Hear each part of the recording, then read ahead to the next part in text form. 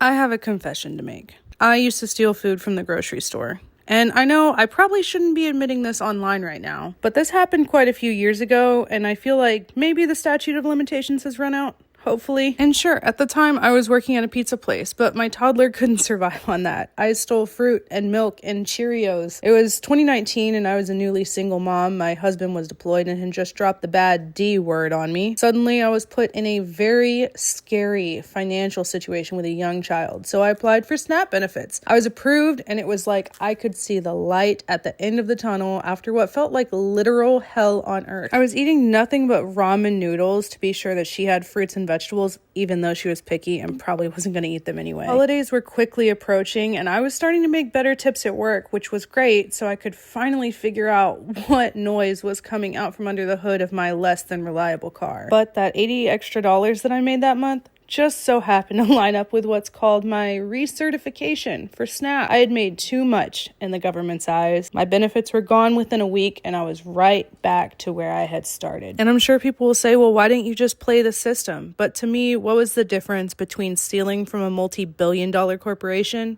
and stealing from a grocery store? 1 in 5 children experience food insecurity. That's 20% of children don't know where their next meal is going to come from. I am beyond grateful for the platform you guys have given me to where I can give back to my community, give back to the people that might feel like they need to do what I did in order for their family to survive. We built 60 meal kits in a bag, and this is just the beginning. I believe that food is a human right.